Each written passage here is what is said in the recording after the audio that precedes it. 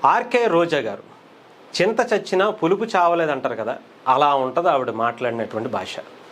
ఏ నోటితో అయితే ఆంధ్రప్రదేశ్ ప్రజలు చేదరించుకుని నీకో నమస్కారం తల్లోయ్, నీ నోటికో నమస్కారం బాబోయ్ అని చెప్పి ఆ నియోజకవర్గాన్ని నుంచి ఆంధ్రప్రదేశ్ నుంచి తరిమేసినా కూడా ఆ నోటికి అదుపు మాత్రం ఉన్నట్ల.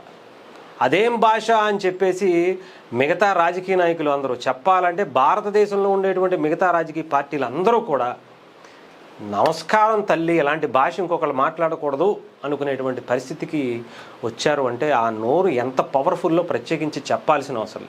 అయితే మీకు ఒక వాయిస్ వినిపిస్తాను, ఆ తర్వాత మాట్లాడదాం. ఇదిగోండి, రీసెంట్గా ఆవిడ ఇచ్చినటువంటి ఒక ఇంటర్వ్యూలో లేకుండా ఏదో ఒక మూల కృష్ణారామన్ కూర్చున్నాడు. ఆయన ఎందుకు మళ్ళీ లాగారు? మొన్న విజయ్ ఎలక్షన్ కౌంటింగ్ రోజే పాపం లేపి తన్నారు పవన్ కళ్యాణ్, లేపి తన్నారట. ఏంటి భాష అసలు? మీరు ఒక మహిళ అండి, మర్చిపోయారా? లేదంటే వదిలేశారా?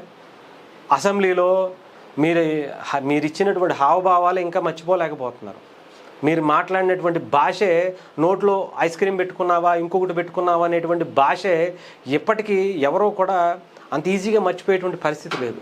మళ్ళీ ఇంకొకట, అసలు ఇలా ఉంటే ఎవరన్నా మిమ్మల్ని చూస్తారా, గౌరవిస్తారా? ఎవరన్నా మీ గురించి అసలు మంచిగా మాట్లాడడానికి ఏమన్నా ఉంటుందా చెప్పండి? ఇలాంటి భాష మాట్లాడకపోతే మిమ్మల్ని ఎవరు పట్టించుకోవట్లేదని అనుకుంటున్నారా? ఇలాంటి భాష మాట్లాడితేనే మీకు 2 సార్లు ఎమ్మెల్యేగా, ఒకసారి మంత్రిగా అవకాశం ఇచ్చారని అనుకుంటున్నారా? ఒకసారి గుర్తు తెచ్చుకోండి. మీరు గెలవక ముందు, ముఖ్యంగా ఆంధ్రప్రదేశ్లో మీరు ఈ భాష వాడక ముందు మీ పరిస్థితి ఎలా ఉంది, మీకు ఇచ్చేటువంటి గౌరవం ఎలా ఉంది?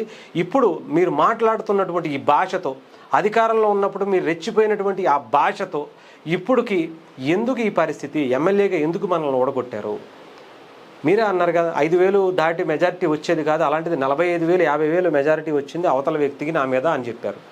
ఈవీఎంలు ట్యాంపరింగ్ అన్నారు. ఆ ఇంటర్వ్యూలో ఆయన ఈవీఎంలు ట్యాంపరింగ్ అయితే మరి తమిళనాడులో విజయ్ గారు కూడా ఈవీఎం ట్యాంపరింగ్ అని అంటే అది కాదు, అది వేరు ఇది వేరు అని అంటారు. అంటే ఇక్కడ ఒక పద్ధతి, అక్కడ ఒక పద్ధతి, ఇంకొక చోట ఇంకొక పద్ధతి ఉంటుందని పాపం. అంటే మీరు గెలిచినప్పుడేమో ఈవీఎంలు కాదు, ఓడిపోయినప్పుడు మాత్రం ఈవీఎంల మీద తోసేయటం. 151 సీట్లు వచ్చినప్పుడు మాత్రం ఈవీఎంలే మమ్మల్ని గెలిపించాయని చెప్తారు. ఇప్పుడు మాత్రం ఓడిపోయి 11 సీట్లు వచ్చినప్పుడు మాత్రం ఈవీఎంలే ఓడగొట్టాయని చెప్పి నింద అలా వేసేయచ్చు. నోరే కదా, ఆ నోరికి అదుపే ఉంది. ఇలాంటి మాటలు మాట్లాడడం చాలా ఈజీగా అలవాటు అయిపోయిందని చెప్పాలి. ఇప్పుడు రోజా గారు ఈ భాష మాట్లాడితే, నిజంగా చెప్తున్నాను కదా, రోజా గారు ఇలాంటి భాష మీరు మాట్లాడుతూనే ఉండండి, మిమ్మల్ని ఎవ్వరూ ఆపరు. ఎందుకంటే మీరు ఆ భాష మాట్లాడినంత కాలం మీరు ఎమ్మెల్యే కాదు కదా, కనీసం వార్డు మెంబర్గా కూడా గెలవలేరు. గుర్తుపెట్టుకోండి, రాసి పెట్టుకోండి. కావాలంటే మాటిస్తాను, మీరు ఇదే భాషతోనే తగ్గద్దు అసలు. ఇంకా ఎక్కువ ఒక రేంజ్లో పెట్టుకోండి. మీ నియోజకవర్గం వెళ్తారా, తమిళనాడు వెళ్తారా, లేదంటే వేరే దేశం వెళ్తారా, అక్కడికి వెళ్ళి రాజకీయాల్లో పోటీ చేస్తారో, ఎక్కడైనా పోటీ చేయండి, ఇలాంటి భాష వాడండి. మీకు డిపాజిట్లు కూడా రానటువంటి పరిస్థితులు త్వరలోనే మీకు కనిపిస్తాయి. దాన్ని ఎవరైతే అనుసరించి మిగతా నాయకులందరూ దాన్ని కంటిన్యూ చేస్తున్నారో వాళ్ళు ఎందుకు ఓడిపోయారు అనేది కూడా మీరు ఒక్కసారి వాళ్ళకు కూడా చెప్పండి. మీరు ఇదే భాషతో కంటిన్యూ చేయండి.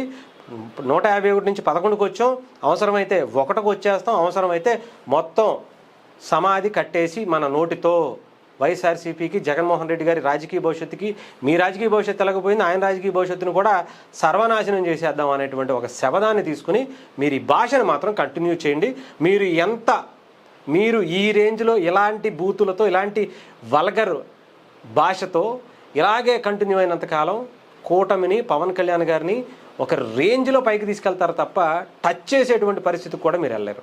గుర్తుపెట్టుకోండి.